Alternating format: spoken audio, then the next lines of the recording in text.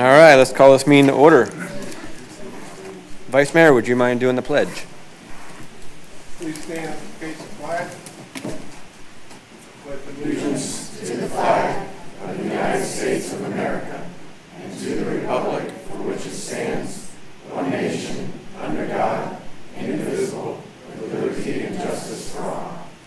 We'll have Pastor Keith with Club Zion do the invocation. Let's pray. Father, we thank you for the privilege and the honor that you've given us to live in a country where we can speak our mind, speak our heart.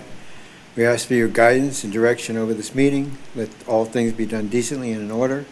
We thank you, Lord God, for our city commissioners and our attorney and all those who serve, Lord. And ask us, Lord, to keep them in prayer to guide our community. We ask this in Jesus' name. Amen. Amen. City Clerk, roll call. Commissioner Jackson. Here. Commissioner Hutcherson. Here. Commissioner Tzmolty.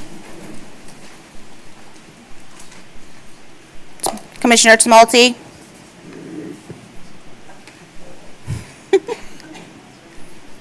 Yeah, I'm here. Vice Mayor Williams. I'm here. Mayor Capizzi. Here. A motion for the agenda? Move to approve the agenda as written. Second. Motion and a second, all in favor? Aye. Aye. Motion passes 5-0. Public comments about items that are not on the agenda.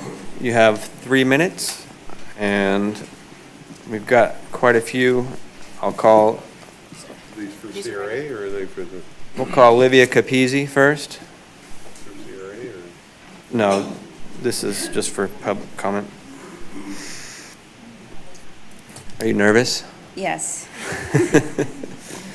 Hi, my name is Olivia Capizzi, and I'm here today to talk about updating the city code enforcement rules for temporary signs. Specifically, open house signs, garage sales, estate sale. These signs are not only for the benefit of realtors, but for the benefit of the local community. They help the sellers get a buyer, a buyer to navigate through the city safely, because some buyers are from out of town and they just don't know how to get places. We hold open houses because they help. They bring real traffic to the property. Active buyers and no active buyers. I myself, I have examples of people that just walk into the property and they were not thinking about buying a property, and because they saw signs, one of the community members were able to sell the property. I have personally experienced that in the last year a few times. There is the traffic comparison with signs and without signs is significantly low. Placing signs too far back right now from the sidewalk, from the street, reduces the visibility. And in many areas here in Cocoa Beach, there is just no space to put a sign on the other side, on the private section or the private property. This makes our job very difficult, and especially in this tough market. I came here not just to complain, but to also propose some reasonable regulations. You guys can change it to maybe just put a limited window of times, Friday to Sunday, specific hours, and set a clear limit of how many signs we can put over there, and to promote education about the code. I encountered the code enforcement twice this month in January, and I mean, we spend a lot of money in signs, and we like to pick them up. And when somebody comes and just is rude about it and just say, no, we're gonna trash it, and we're facing and we're being polite, it's not right. On the second time, he was very nice and gave me a piece of paper with the code enforcement. I had the signs in the right place, but I didn't know that we were not allowed to put balloons. So encouraging the education about what is the code. There is a bunch of new agents too around. That was it. Thank you. How many in this room are here because of the signs? Could you raise your hand? Okay. I have a lot here, and in anticipation of this, and for those of you that don't know, we got a new code enforcement guy, so they've been a lot more strict on open house signs lately, and those signs are tools for these realtors. They don't want to lose their signs, so they pick them up as soon as they're done, and they don't want people going to open houses when they're not there. So I have asked our attorney to write a temporary stop on the sign ordinance. If you wouldn't mind reading that. Okay. It's not on the entire sign ordinance. Right. But it is a temporary moratorium in the enforcement of certain temporary sign ordinance violations. But the title of it is Adopt Resolution 2026-03, a resolution of the City Commission of the City of Cocoa Beach, Florida, providing for a temporary moratorium on the enforcement of certain temporary sign ordinance violations, providing conditions and limitations on the moratorium, providing for confiscation and retrieval of temporary signs under certain circumstances, providing for a retrieval fee, providing for direction to the city manager, providing for a limited duration, and providing for an effective date. Representative Becky Vos, City Attorney, recommendation approved.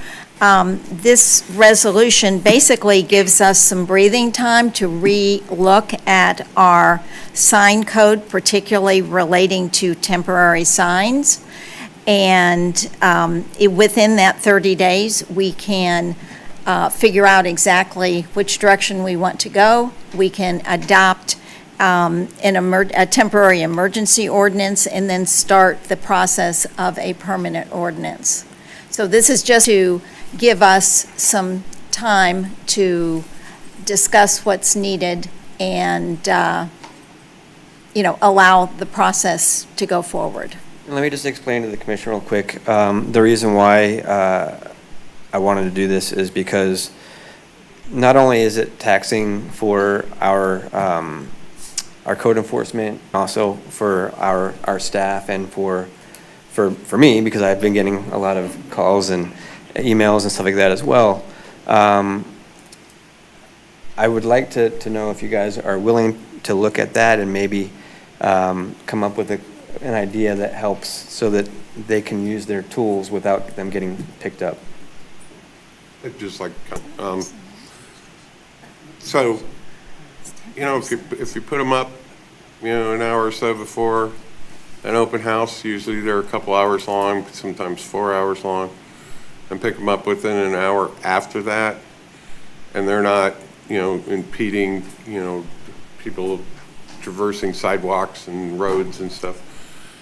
I'd consider relaxation of our current code, but like over on North Banana River Drive in Merritt Island, you drive down that road and there's open house signs for a mile, a half mile on one side of where you turn and a half mile on the other side. There's like 40 signs. So we got to have a limit on how many signs.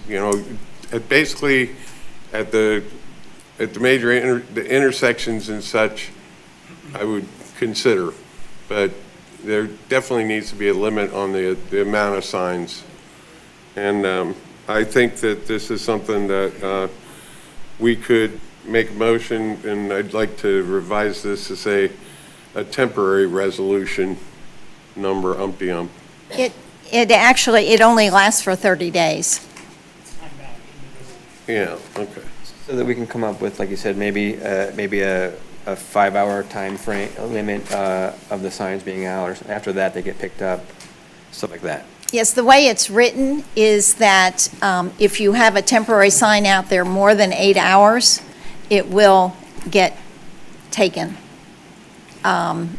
So it can't be more than 8 hours. And maybe that number needs to be smaller, and I think we should have some discussion as to I would what think so, ultimately. because when they leave the property after the open house, that's the time they should be picking up the signs. And they do because they don't want to lose their Absolutely. signs. And I would think that really is what happens. But it's not only open house signs, it's also garage sale signs, and sometimes garage sales do last all day.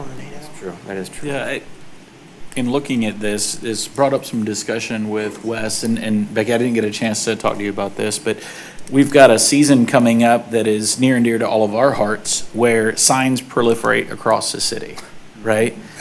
Seat 4, seat 5, we're gonna see names everywhere. And I know that, year ago, 2 years ago, as we were putting up signs, there was some consideration provided by the city manager that sign code was not enforced. And I think if we're gonna ask for enforcement of sign code, it needs to apply to the commission and commission candidates as well. And so I'd ask, as we look at this, let's make sure that we, as we amend things, that we address all of the different specialty times, including commission campaigns and things like that. And sometimes, and it's pretty common, there will be a hiatus of maybe 30 days before the election where temporary sign ordinances are not enforced at all, whether it's for campaign signs, open house signs, because you can't discriminate against them. Right. And that is not an unusual thing to happen. Well, I'd just say that as far as campaign signs go, you don't put them on Yeah, the private property. I mean, you put them on the private property, not on the public right of way, and that's what I've always done. But I promise everybody in this room tonight, I won't put up one sign this November. Even though residents do still matter. So could somebody make a motion? Yeah, so I mean, I support the 30-day moratorium. Are we going to be able to hash out the details? We only have one other commission in the next 30 days. Not tonight. No, I'm not asking, I'm saying, Yeah. whatever inputs you guys want to resolve, we're only going to have one commission in the next 30 days, so. Okay, yeah. Yeah, I support it. I think that's a good target. Can I speak? Yes. Go ahead, Tim. Oh, thank you. So, my position on these signs is, I agree, the 8 hours for, open house signs and whatnot. We also have signs out there for pressure washing and all. That's more of is that different than an open house sign? I don't know.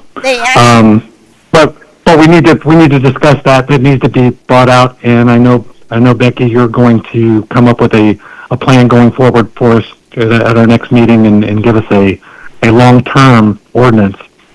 With regard to campaign signs, I totally disagree in having any type of moratorium and allowing any campaign or candidate to put any sign on any property other than private property.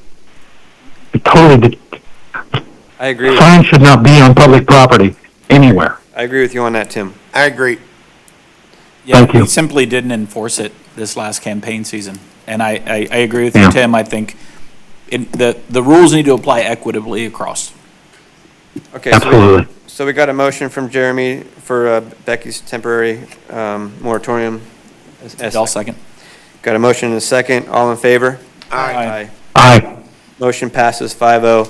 That being said, does anybody about the sign stuff still want to speak? Because we are planning on making it work for you, so.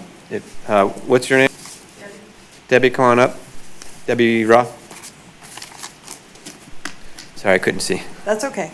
I'm glad you are reviewing this because it is important. As you know, I'm a Realtor. I've been a Realtor over 30-something years. I won't say how long.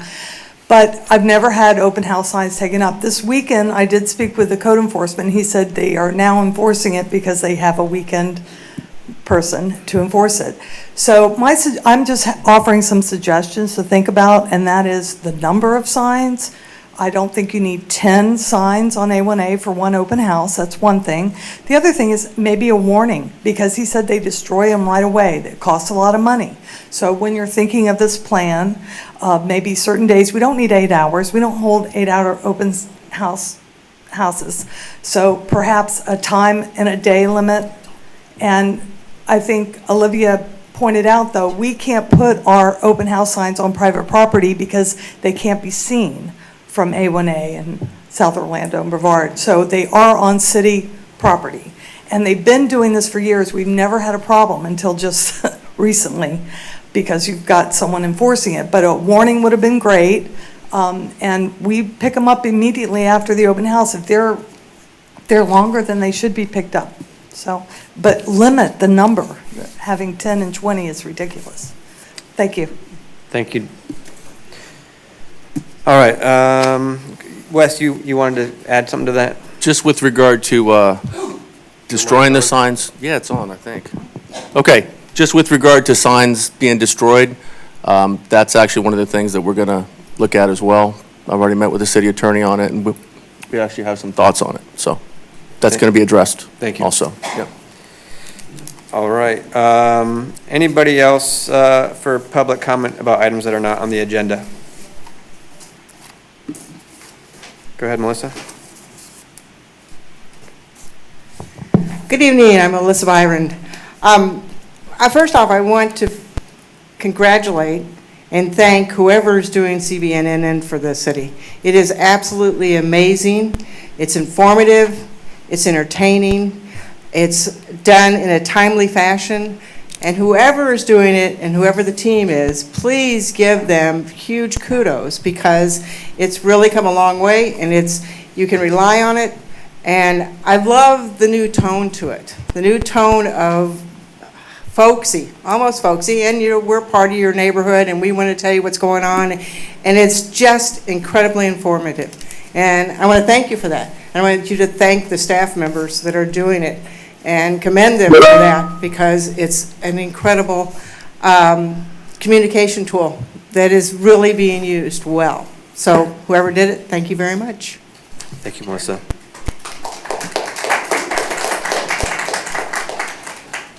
Janice Scott.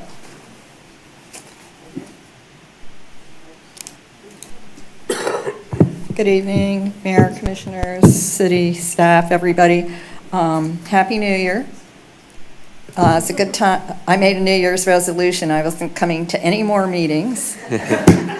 I know you'll all miss me, though, right? You won't know what's going on, really, among the resident taxpayers unless you hear from me. So I just thought I would remind you all that it may be archaic to go by the city charter that says you all are to conjure up policies and vote on them here, agree on a consensus, and those are the policies that get implemented by the city manager directing his staff. The other thing I wanted to say, and I mean, it's archaic. I learned how to do it, so I know you guys are a smart study. You could do it too. I also wanted to say, this may be a little early, but you know how I feel about taxes. And I know other agencies, county, everybody are looking at increasing their taxes, putting school board taxes on the ballot again, putting lagoon taxes, who knows what other taxes are going to come forward before this is over. But I wanted to just say that during your campaigns, when we all elected you, you said you would support low taxes. So now I challenge you all to stand up and be the conservative Republicans you claim to be. Thank you. Thank you, Janice. And by the way, I think we all are going to try to do rollback this year. Just to be clear, the commission seats are nonpartisan, so we don't claim to hold a particular party office. Yourself. Yes. But we're not allowed. No, I'm just joking. Keith Capizzi. Yes, I'm nervous. I'm going to bring up a dead horse. The electric e-bikes, scooters. I know you guys have heard it a million times, but I live off of Minuteman Causeway, and when I come out of my street in the morning, it's like the Indianapolis Speedway. And these kids are riding two up. They're going 30 miles an hour easy. There's a multitude of them running wheelies down the road. You have people walking dogs. You have people pushing strollers, and it's like total chaos. Half of these kids aren't wearing helmets. And I'm just wondering, has there been anything spoken in the city to fix this problem? Because someone's going to get killed. That's just a fact. Someone is going to get killed, and how many times do we have to keep bringing it up before something is done? I'm telling you, I'm not prophesying.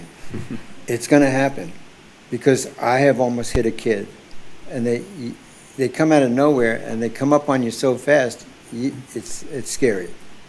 And I see these kids go by when I'm waiting to pull out, and they're not even looking at the side streets. They're flying, and just 2 days ago, 4 of them coming down like a gang, pulling wheelies, and then one of them ran the other one off the sidewalk by where the canal is close to the sidewalk. So, I don't get up and speak hardly ever, but it's gotten to the point where I'm afraid, some parents can be grieving seriously to lose a beautiful child. So I think we need to do something. So, Mr. Capizzi, Yes, sir. we have done something, and we are continuing to do stuff. We did make a 15-mile-an-hour speed limit on Minuteman Causeway. Yes. And we are also currently ticketing the dirt bike style bicycles, because we're giving them no registration, no license, riding a motor vehicle on a sidewalk. So they're actually getting real-time, like, bad tickets now.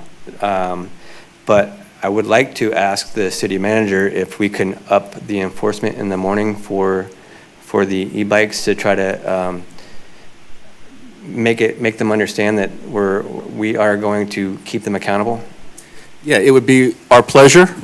We have put out notices on social media that we're having zero tolerance now. We've actually given out plenty of notices. We've had communication with our students, at both schools on Minuteman as well, and we've had plenty of conversations with parents that we are zero tolerance. I don't have the stats tonight, but we've written plenty of tickets lately and have heard from plenty of parents about it. Okay. So we will continue to do so, sir. I know the police stay at the Lutheran Church shooting radar at the cars, but I never see them shooting radar at the bikes. We are there.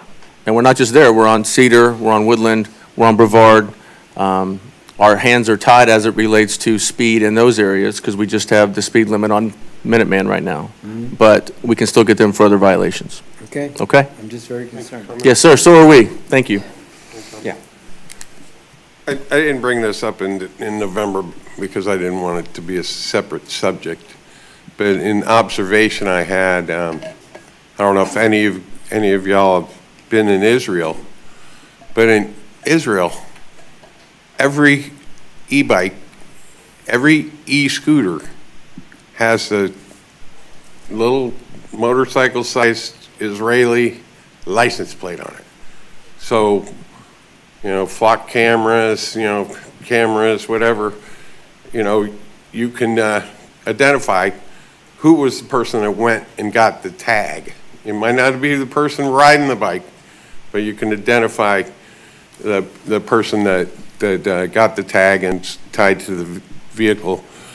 I know that that's a long shot. We can't afford to create a city law to have everybody register them and get the prisoners to crank out license plates and do all the bookkeeping and all that for them. But I just thought it was interesting that in a country like that, they do that and people don't ride down the road at 30 miles an hour, and they don't ride through the bike paths down in Tel Aviv by the beach at 30 miles an hour.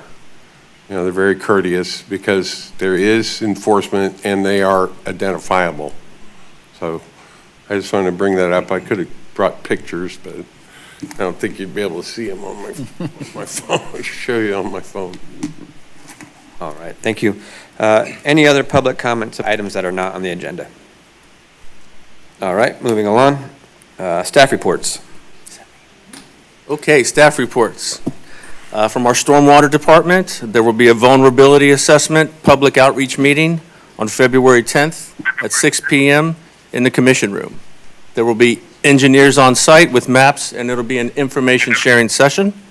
From our Leisure Services Department, The installation of the Toro irrigation system was 100% completed at the golf course on January 9th, 2026.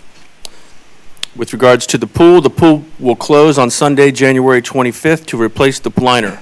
The project is estimated to take 5 to 6 weeks, but we hope to have it completed sooner than that. From our Public Works Department, everybody hold their breath. The parking garage elevator is scheduled to be operational approximately January 19th of this year. Okay? I'm glad you added the "of this year."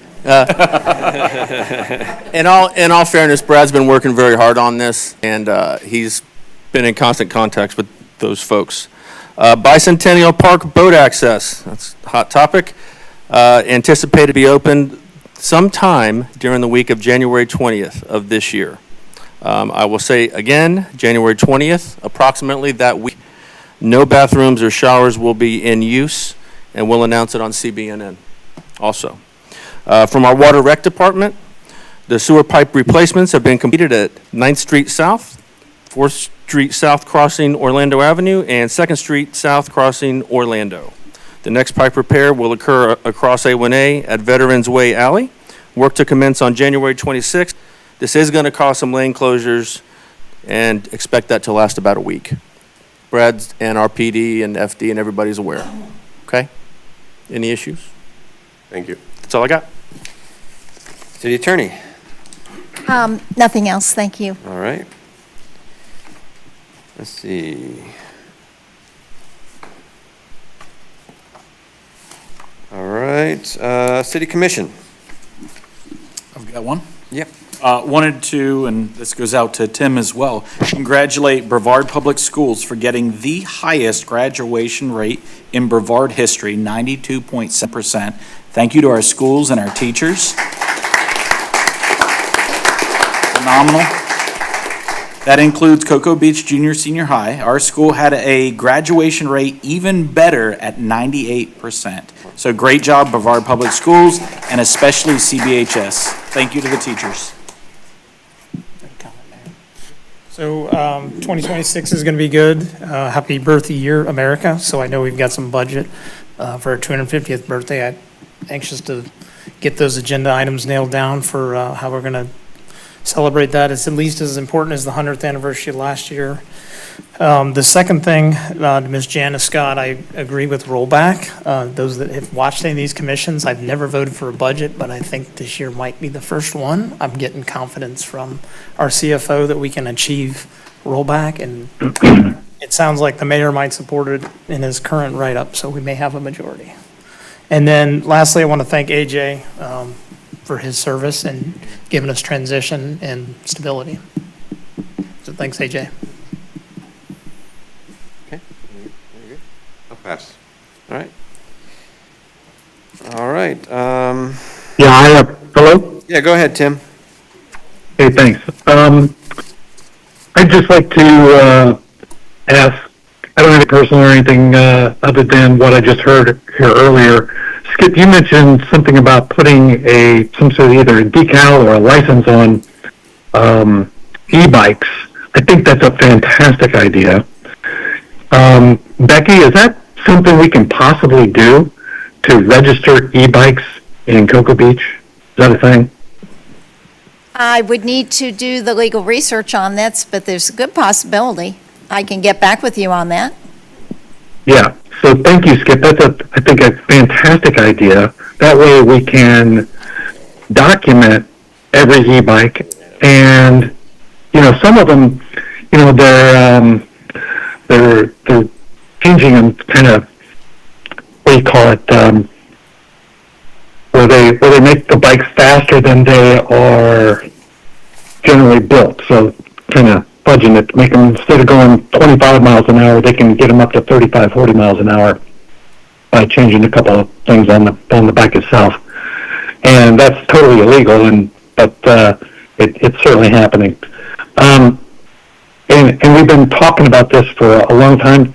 Fortunately, we do have an ordinance, and thank you, Wes, for pushing that through and keeping your police officers, their diligence is helping out, but they can't be everywhere all the time. So you're going to see people doing things they shouldn't be doing, but, you know, to cover every 100 feet of Cocoa Beach, we'd need about 1,000 officers, and that's just not a possibility. But thank you. I look forward to hearing about that. I'm done. Thanks. Got one more thing. All right, go ahead, Skip. So if we have a 15-mile-an-hour speed limit on the Minuteman, I think we should definitely make that enforceable on the beaches also, because, you know, people flying down the beach at 30, 35 miles an hour on their e-bikes, you know, just with little kids sitting on a blanket and they decide they want to run down and they see a seagull or something, they just run toward the seagull and somebody's flying by at 30 miles an hour. You know, if we can put 15 mile an hour on Minuteman, we can put 15 mile an hour on the beach. So that's an option. And then the other thing is, what happened to our Christmas banners that we used to hang on the light poles? They disappeared this year for advertisements for the 250th and businesses and all that. And we never bothered to put the Christmas banners up, even for the wee Christmas. I agree. So did they go missing, or they didn't look like they were in that bad a shape the last time I saw them up, so just questioning that. That's it. All right. Hey, I got to go back. I have to go back on that. Thank you, Skip, for bringing that up as well. You know, are we advertising on those signs? In my opinion, hey, this is the city, you know, promoting itself.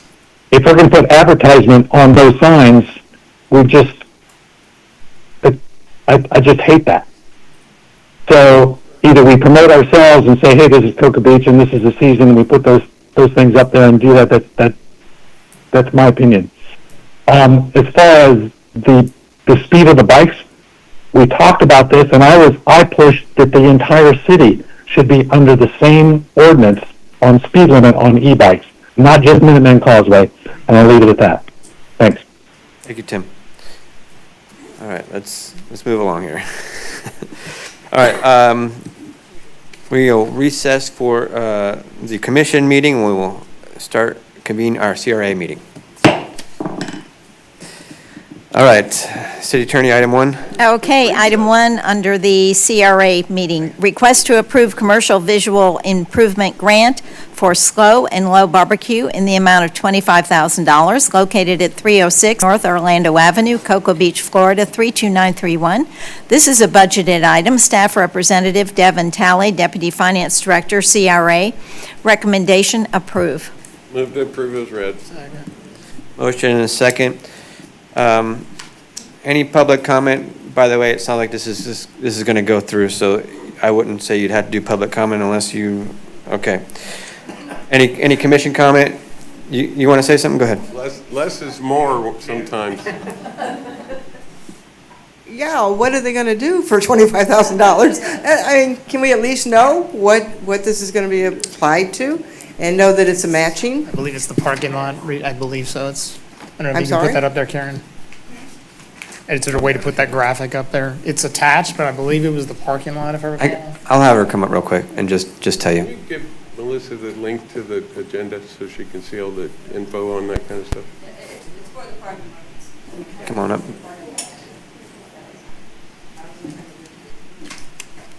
It's for the parking lot. We've got 3 quotes. It's about $60,000 to redo the whole parking lot. It's in a lot of disarray. We've tried patching it. We want to take it all the way down to nothing and repave it, restripe it, put all the new arrows, the lines, so it looks brand new again. I agree, that's going to make a huge difference in the Yeah. appearance of that place. Absolutely. Any other public comment about this? Any commission comment? All in favor? Aye. Aye. Motion passes 5-0. Number 2. Okay, item 2, request to renew the lease agreement between the CRA and Cocoa Beach Main Street for usage of office space in the parking garage located at 25 South Orlando Avenue, Cocoa Beach, Florida, 32931. Staff Representative Devin Talley, Deputy Finance Director, CRA. Recommendation, approve. Move to approve as read. Second. Motion and a second. Any public comment about this? Any commission comment? Oh. Okay. All in favor? Aye. Aye. Motion passes 5-0. Now's when you say thank you. That was a little premature, but I know where you're going with that. All right. All right. Let's reconvene with our commission meeting. Consent agenda. Okay, this is the consent agenda. Item 1, approve the December 4th, 2025 City Commission meeting minutes. Staff representative, City Clerk Department, recommendation approved. Item 2, adopt Resolution 2026-01, a resolution of the City Commission of the City of Cocoa Beach, Florida, adopting the Brevard County Multi-Jurisdictional Local Mitigation Strategy. Staff representative, Justin Grimes, Fire Chief, recommendation approved. Move to approve the consent agenda as read. Motion and a Second. Motion and a second. All in favor? Aye. Aye. Motion passes 5-0. Number 2. Oh, wait. J1. Okay, this is unfinished business. Item 1, adopt ordinance 1707 on second reading, an ordinance of the City of Cocoa Beach, Florida, merging the Sustainable Land Advisory Committee with the Planning Board into a single board, continuing to be known as the Planning Board, providing for members, providing for duties and responsibilities, providing for terms of office, providing for transition of existing members, providing for rules of procedure, providing for severability, providing for codification, and providing for an effective date. Staff representative David Dickey, Development Services, recommendation adopt. And this was revised in accordance with the request at the first reading.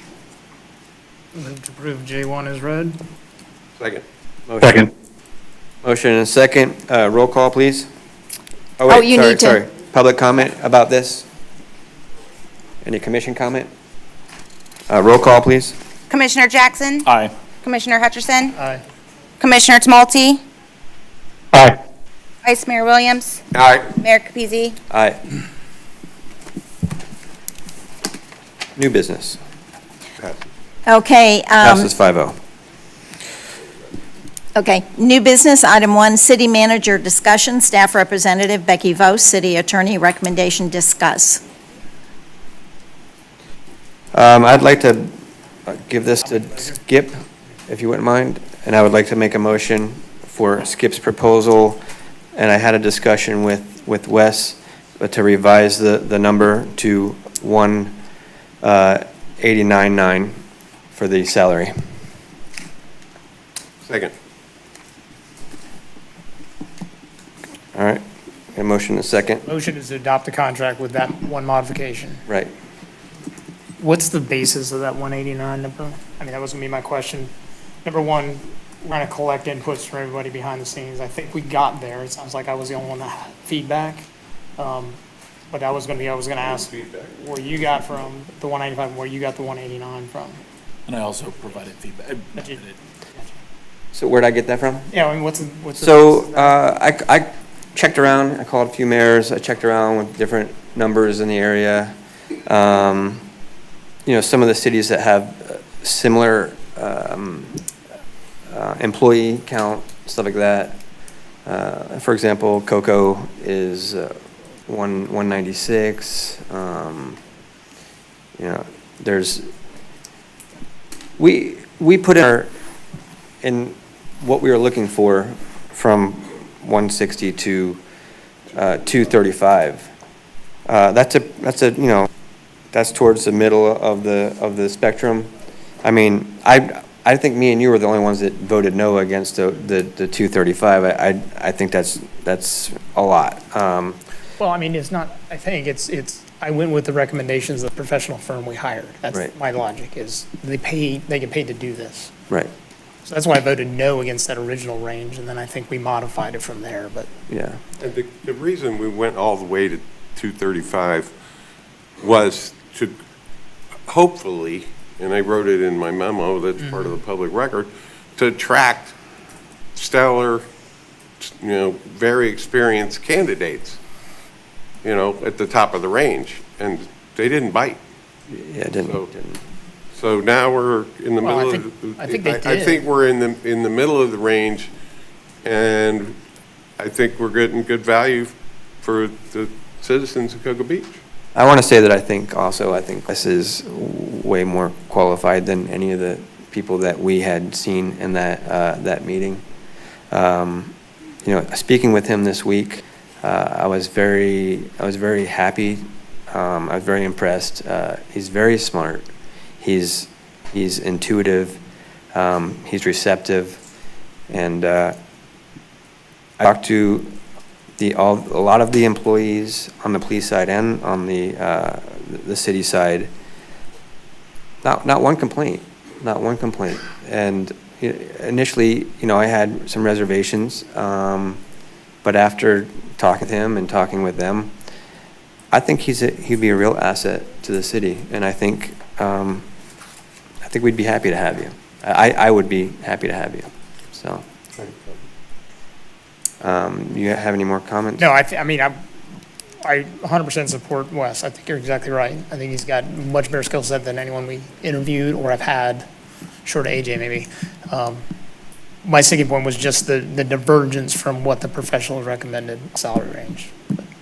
And the professionals recommended a field of, they had 67 candidates. They whittled it down to 12. They sent it to us to whittle it down some more. We interviewed them all, and that professional firm didn't give us anybody that we could agree on to be our city manager. So take that as it be may, or however you say that.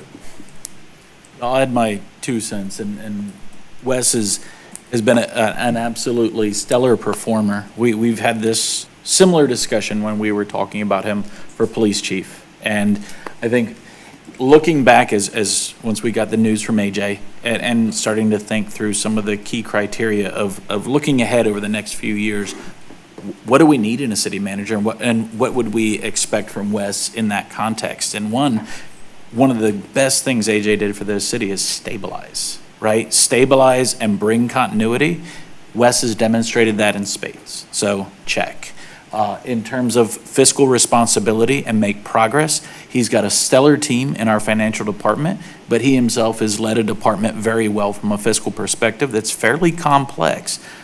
Police deal with quite a budget. And so the ability to manage complex fiscal situation, check. From a succession planning, and one of the things that we were challenged with in terms of the search for a city manager and the recognition that growing within is a real asset. It's a real value because you get known quantities. You have a long, effective interview process over the years. Wes has already been the key spearhead along with our HR department in setting up and establishing that succession planning, the staff management, talent management. And so I think not only has he been leading that, but we have the implementation of that with this approach. And I'd offer just the last piece that I think one of the best city managers we've ever had is AJ. I think he is incredible.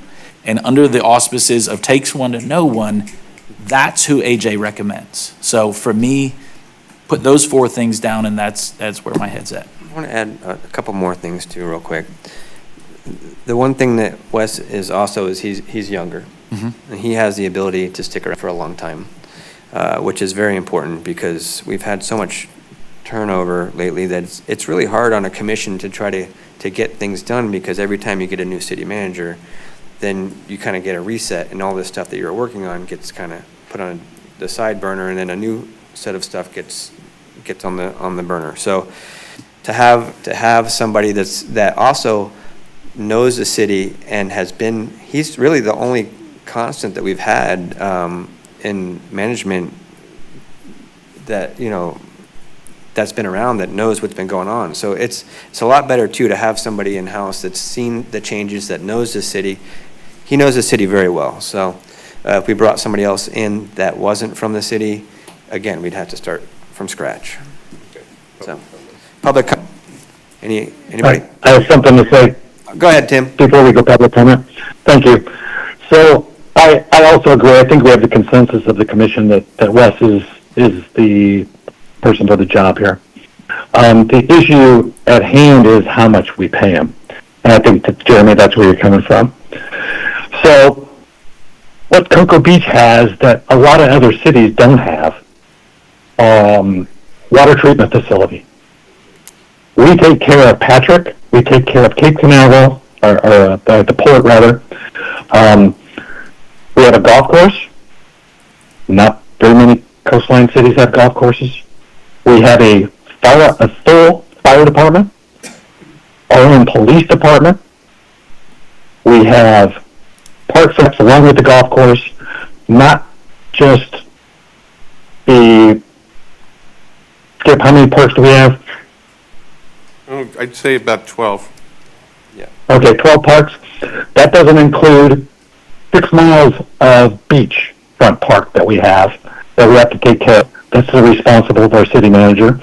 We also have a river on the other side, on the west side of Cocoa Beach, that we have to take care of. We have to communicate with Coast Guard, the federal government. We have to deal with the state government, county government, a lot of responsibilities on our city manager, much more than almost every other city in Brevard County, or the state of Florida for that matter. So the salary we pay our city manager has to be justified, and it is justified in that he's got to take care of a lot more things than any other city manager has to in just about every other city in Florida. Thank you. Not to mention the influx of tourists that we have here that add to the burden on the city. Thank you. Literally millions of tourists per year to this city. Cape Canaveral doesn't get the million tourists. I call the Satellite Beach doesn't get a million tourists. We do. All right, thank you, Tim. So we're good on public comment? You have one card on your, Oh. Ms. Scott. Oh, Janice Scott. I almost missed you, sorry about that. Okay, Janice Scott, Cocoa Beach. I spoke to Wes just before the meeting, and I wanted to reassure him that anything I had to say about this in this discussion was not personal. I like Wes, he's been here a long time. I've been here a long time. AJ has been here a long time. And AJ, if you're listening, I want to tell you how much we are really going to miss you. Second time around. I mean, I thought you'd be here till I was gone, but hey, if you need anything, give me a call. So as to my biggest thing is looking at the salary. I really was cringing because I looked at the salary for Cocoa, and I guess you all looked at some other figure, but Cocoa's 15 square miles. They have a very diverse population. They have a myriad of issues that, even though Commissioner Tumulty mentioned some, that we do not have here. I noticed, and this is kind of about you all, the commissioners, you do not seem to particularly engage with the county, with the state, with FDOT. I got the impression you didn't particularly care for the Florida League of Cities. I didn't either. I didn't like them at all. However, whoever's in this job has to have some experience, and I'm sure that your candidate has some experience dealing with other agencies and so forth. But I mean, it's that in itself of never having worked outside of Cocoa Beach. And, you know, you do he had the backup of mentors or people with more experience with Chuck Billius and so on and so forth, with AJ, which he's not going to have those people to rely on right now. And anyway, y'all have spent so much money in the last 4 years with people leaving, retiring. It's almost $500,000. That really upsets me a lot. So I do hope that this works out well for you all, whatever you decide, and that you will consider us to revise the pension plan somehow. When you buy out people from their retirement contributions, because I feel like the resident taxpayers are always holding the bag. Thank you. Thank you, Janice. I'd like to go ahead. close public comment, and I'd like to go ahead and call the vote, and this is just a voice vote. Becky, Karen? Yes. Yes, okay. All in favor, signify by saying aye. Aye. Aye. Aye. All right, motion passes 5-0. I'll pass the gavel back to the mayor. Mayor, I do have a housekeeping Go ahead. piece of business that's expedient. now that, congratulations, Wes, is our next city manager.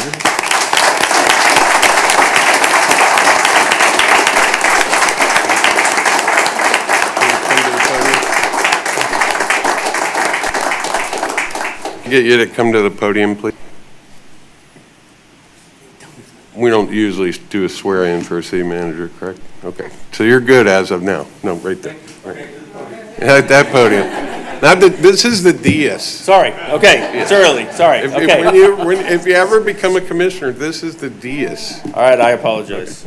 Okay, for expediency in housekeeping, our city rules and regs, I won't mention which one, says that the city manager hires the police chief, chooses, hires, promotes the police chief. But it has, that person, male or female, needs to be concurred with by this city commission. So I would just ask Wes if your intentions are to promote Officer or Deputy Chief Chris Kewen to be our police chief? Yes, sir. Okay, and then I would ask consensus from the commission, and if I need to make it as a formal motion, I will, that the commission consent to the city manager's choice for police chief of the current Deputy Chief Chris Kewen. I concur. I concur. Yes, Well, let's do a second and do an I actual second vote. that. Okay, so Then I'll call. is there any public comment? Public comment on that? All right, all in favor? I mean, I'll call it. you got it. You mind if? Aye. Aye. Aye. Aye. All right. All Motion right, passes. let's bring Chris up.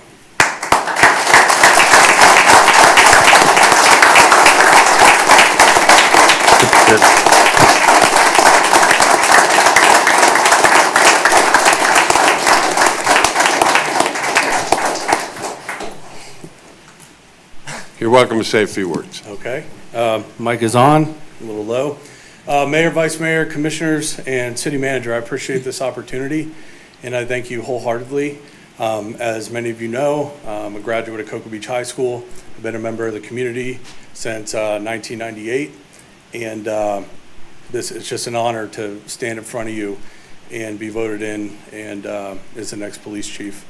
To the men and women behind me, the department, this is the highest honor of my career, and I have your back. The residents of the community, I have an open door policy, and you can reach me anytime, 24/7, I'll be available to you. So, once again, I appreciate it, and thank you for the opportunity, and I will lead from a stance of humility. Congratulations, Chief. Thank you.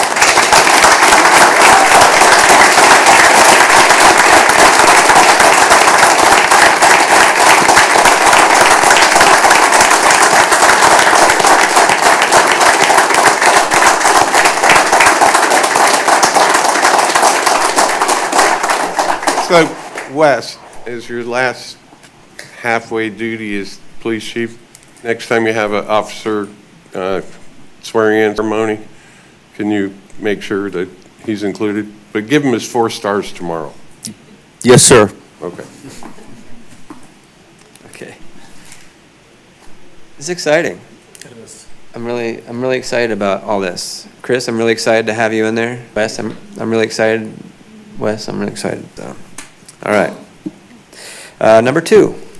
Okay, item 2, adopt resolution 2026-020, a resolution of the City Commission of the City of Cocoa Beach, Florida, declaring and recognizing Light Up the Lagoon Cocoa Beach as an official community event, providing for purpose and intent, and providing for an effective date. Staff Representative Joshua Jackson, Commissioner, recommendation adopt. Adopt K2 as read. Second? Motion and a second. Any public comment on this? Josh, would you mind just describing what this is about? I'd love to. So we don't get to discuss behind closed doors, so this is my first opportunity to really bring to you guys something I'm very excited about. This is an opportunity for us to, one, support our local education and students. We've got effectively a student-led project here that will showcase in February But we've got students at Freedom 7, led by Principal Lott, who are planning out the first annual Cocoa Beach Light Up the Lagoon Festival that starts to take advantage of a relatively unique local phenomena in our lagoon. I believe it also happens in Puerto Rico, but that's maybe the only other place I'm aware of in the world that has the bioluminescence phenomena that we have. And so we've never leveraged it. We've never really had any type of formal celebration. And what the students are doing are planning out a schedule of events over this 4-week period that tends to kick off our low season, right? But this is something that the local businesses have bought into and are excited about, and they'll be taking what the students plan and begin to implement in our local businesses as a bioluminescence festival. There'll be educational portions to it as well as activities and events. And we get the opportunity as the commission to kind of set it in motion and make it official. I want to add too that is zero cost to the city, so just for you penny pinchers. I just want to add that you need to get out more, Josh, because bioluminescence is a phenomenon that can happen in any particular body of water with the right mixture of salt water and fresh water, and the biological makeup of that body of water. And I've seen it on this river all my life, and the lights down helps too. Yep, it's pretty wonderful. But it's not just Cocoa Beach in Puerto Rico. I just thought I'd let you know. Regardless, I appreciate bringing the forward. There's nothing like hands-on learning for kids because it is unique. I mean, there's nothing, it's basically 4 weeks in the summer. Yep. And, standing on your dock, if you can see the fish scattered, it's truly amazing. So bringing the science, real hands-on science to it, I love it. I totally support it. You just got to harness that energy. All right, Call Elon. I'm going to call it. All in favor? Aye. All opposed? Tim, are you in favor? Yes, aye, sorry. All right, that's fine. Motion passes 5-0. Number 3. Okay, item 3, approve the proposal provided by Automated Logic in the amount of $79,360 to upgrade the heating and cooling control systems at the Cocoa Beach Country Club. This is a budgeted capital item. Staff Representative Brad Calzo, Water Reclamation Public Works Director, recommendation approve. Move to approve K3 is read. Second. Motion and a second. City Manager, you mind if I ask Brad? Please, yes. Yeah, I have a question. Brad. for you, too. There you are. Hey, were you able to get 3 bids on this one? Yes, we did. Okay, and who did you wind up in the contract to? Automated Logic. Oh, yeah, there you go. Okay. You got, So do we have any experience with these Automated Logic? Have we used them before? The city has used them before, to my knowledge. Okay. You think it's high risk using these guys? I mean, you interface with them, they're responsive? I've been speaking with a couple of our AC companies. They've used them at other entities in the past. Okay. They're very confident in their abilities, and, the training that we'll get from them will allow our staff to better control that country club. So you don't think this is just a low bidder, it's best value? Is the- I the believe firm of I that? believe so, Okay. yes. And thank you for doing the quotes. You do a phenomenal job getting the quotes. Appreciate it. And Brad, I didn't see it in any of the write-up, but the estimated, return on investment, cost savings due to being able to adjust things properly, not be over here and below there, is it like 5% a year or? It could be, that's to be determined. We're going to have to monitor our bills for the next 6, 12 months and. But didn't they, in their pitch, didn't they say our experience has been that we've been able to reduce, energy costs in these particular facilities, maybe close to our scale by X amount? They did not tell me personally, but I do have a rep here if you want him to speak on that behalf. Yeah, I would like to. Generally, you see 5 to 10% improvement. The system that's in place now isn't working, so it's hard to tell. We might see more than that, but the system that's in place now is no longer fully functioning. So. Okay, so that's what I was thinking, it should be at least 5% to spend that kind of money, because it takes a lot of time to make up that 5%, but I believe it'll be higher than that. I work with Andover Systems, and they really dial it down to humidity and temp within such a degrees, and it really has saved us a lot of energy. Thank you. Thank you. Thanks, Brad. Oh, you got another quick, go ahead. Oh, okay. Yeah. Any public comment? Any commission comment? All in favor? Aye. Aye. Aye. Motion passes 5-0. Number 4. Okay, item 4, accept the engineer's recommendation of award for bid CB 26003 Dune Crossover South 7th Street and Flagler Lane, submitted by Doug Wilson Enterprises, Inc. in the amount of $133,280 for South 7th Street and Johnson Amphibious Marine Contractors, doing business as Waterfront Solutions in the amount of $148,970 for Flagler Lane. Allow staff to enter into contract with Doug Wilson Enterprises, Inc. and Johnson Amphibious Marine Contractors, DBA Waterfront Solutions. This is a budgeted capital project. Staff Representative Brad Kelso, Public Works and Water Reclamations Director. Recommendation approved. Move to approve as read. Second. Brad, my only question is, I saw they were the lowest cost bidder. You're comfortable we're not going out on a limb with the supplier? These guys are best value and can perform? I will say that Johnson Amphibious Marine has done some crossovers for us in the past. Okay. Doug Wilson, to my knowledge, has not, so this will be a time with them. Okay. But he's a long-time guy here. Done a lot of work. Yes, yes. Okay. You see where I'm going with that. I'm just trying to make sure we build a good, solid supply base so we're not getting next, but I appreciate it. Thank you. All right. Quick question. Yeah, go ahead, Tim. Yeah, have we researched on getting any state grants for this?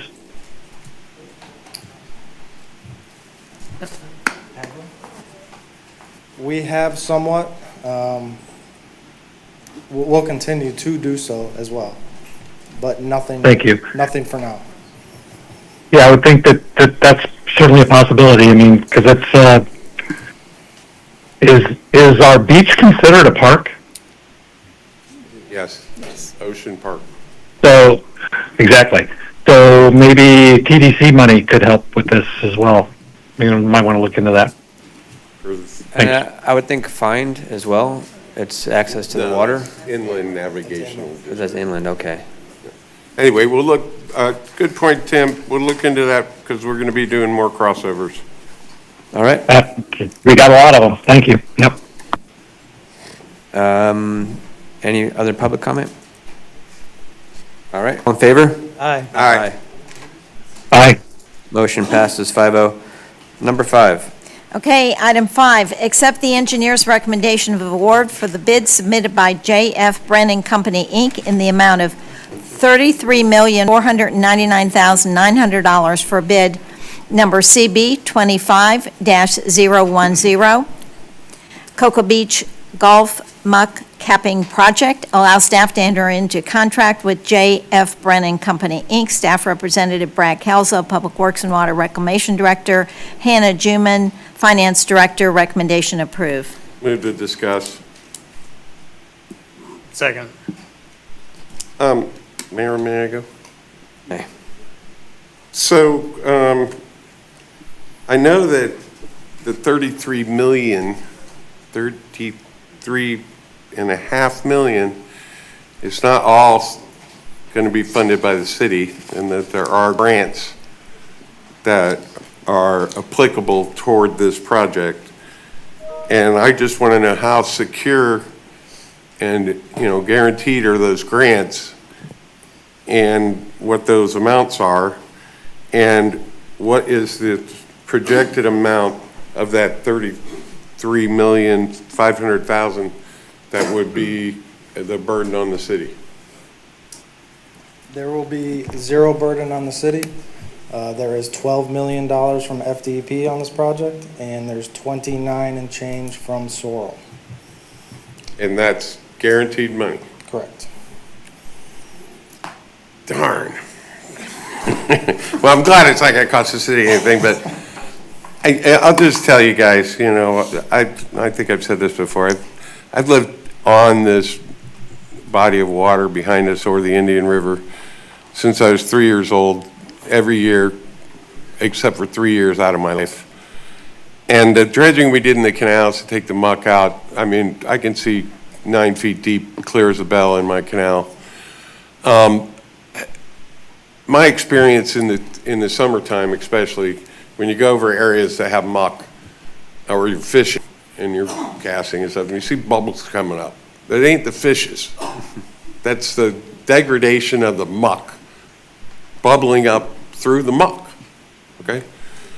So now if you're gonna go throw sand on top of the muck, over time, maybe not in our lifetime, maybe not in my lifetime, some of you guys are young enough, maybe in your lifetime, that's just gonna keep percolating, and every time a bubble comes up, sand goes down. Bubble comes up, sand goes down, happens, over and over and over and over again. And pretty soon, you're gonna have a combination of muck and sand. So you never really took the muck, which is the nutrients they want to get out of the water, and all that gas, that degradational gas, is still bubbling up into the upper waters, which is the bad part. So somebody in the future is going to be saddled with not only digging out the muck, which I think we could get all that out of there for $33 million, with not only digging out the muck, but then they're going to have to dig out all the sand that we put on top of the muck in the future sometime. And put it in a record so somebody can pull it up 50 years from now, as Skip said. Not that I'll know. Skip, I agree with you, but the thing is, we only have a permit to cap, we don't have a permit to dig. If we could do a permit to dig, I'd be 100% Well, behind we you. could have, that was a study that was done before you guys were here. It was whether to remove the muck or do sand capping. And between the science and the cost of the muck removal and the getting rid of the muck and the estimate of how much muck there was, the recommendation was go with sand capping.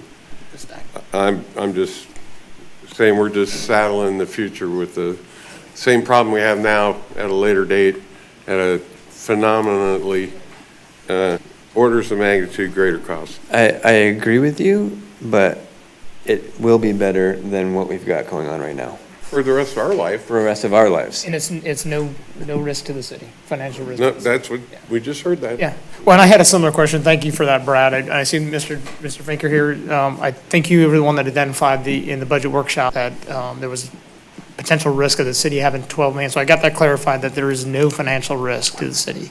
I know it was worded such. My understanding is we scaled the scope back. Is that right, Brad? To match the grant amount, the 12 million was not. No, we didn't scale the scope back. At the time of the budget hearings, we were anticipating budgets coming in around 50+ million. Okay. But We're going to do $33 million. There's no financial risk. So that addressed your question. Thank you for bringing that up at the budget workshop. Janice?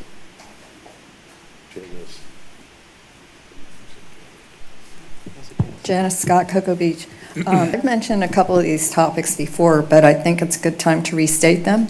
Number one, if they would rename the Banana River, the estuary, maybe some different points of view would apply to it. I've been here a long time. I've seen the water change. I remember back in around '89, the clammers came from the northeast and raked all of our canals of the clams. And the waters at that time were recertified from Class C to Class B waters, which meant that the quality of the water had improved. I don't know if that's because they removed all those clams, those old clamshells or something, but anyway. Whenever I hear the word grant, I want people to remember that it's our money. However they got it, through the IRS, the state, the sales tax, something. It's public money that's going into those grants.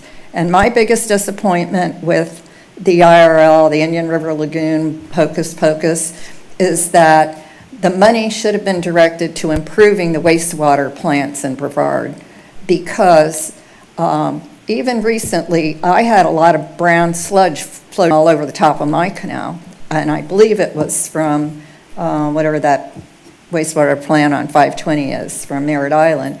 But it would have made a much greater improvement to the quality of the water here than these willy-nilly and mud capping things. Thank you. Thank you, Janice. Somebody want to make a motion? K5 is read. Any other public comment, by the way? Okay. You said motion and a second. All in favor? Aye. Aye. Aye, reluctantly. Motion passed 5-0. Looks like that's it. We are adjourned.